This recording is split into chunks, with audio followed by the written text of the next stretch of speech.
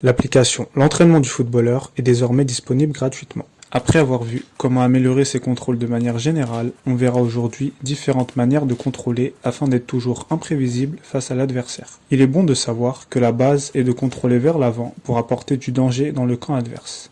Il faudra donc s'entraîner à cela. On pourra contrôler de temps en temps en arrière dans certaines situations. La première variante de contrôle concerne le contrôle intérieur de manière classique où on ouvrira le corps de 3/4 au moment de recevoir. Ce contrôle peut paraître simple, mais il est très efficace. Il permet de se retourner rapidement tout en ayant le corps qui protège le ballon.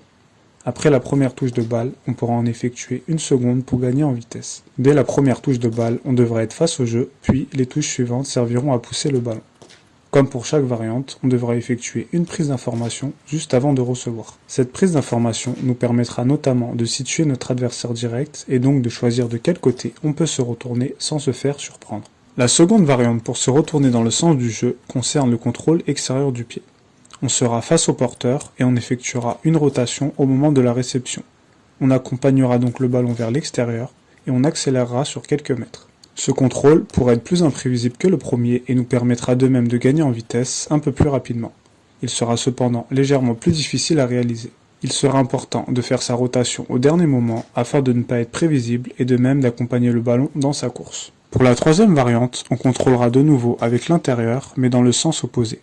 Comme pour la variante précédente, on gagnera tout de suite en vitesse et il faudra immédiatement accélérer après la première touche de balle. Comme on peut le voir, il faudra commencer la rotation du corps juste avant de toucher le ballon.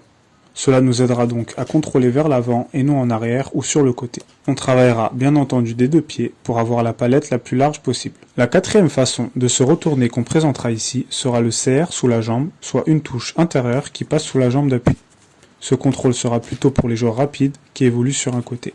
On devra mettre suffisamment de force sur le mouvement afin d'avoir un changement de rythme et de surprendre l'adversaire direct. Le geste sera un peu plus risqué que les autres, cependant, qui dit risqué dit imprévisible. Je déconseille donc de le réaliser dans l'axe du terrain pour un milieu défensif par exemple, car il pourrait coûter une action de but en cas de perte de balle. Pour le cinquième contrôle, on devra effectuer une touche semelle suivie d'une touche intérieure sans poser le pied au sol. Ce geste pourrait être réalisé en cas de fort pressing. Il sera plutôt réservé à des joueurs très à l'aise techniquement, c'est d'ailleurs Neymar qui aime bien le réaliser. Ce contrôle ne nous permettra pas d'accélérer directement, mais de mettre dans le vent notre adversaire. Il est donc à privilégier pour calmer le jeu et non pour jouer vite vers l'avant. Enfin, le dernier contrôle bonus sur lequel on pourra travailler concernera la situation où on souhaite jouer en appui.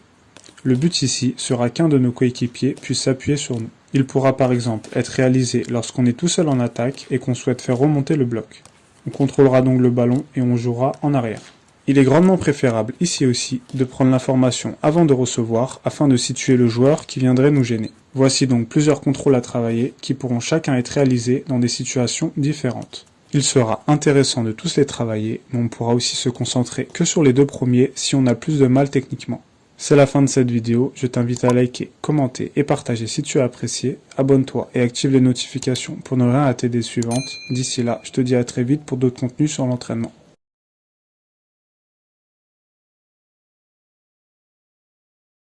Donc voilà, je recommande ce livre pour les footballeurs. Karim Tarwat.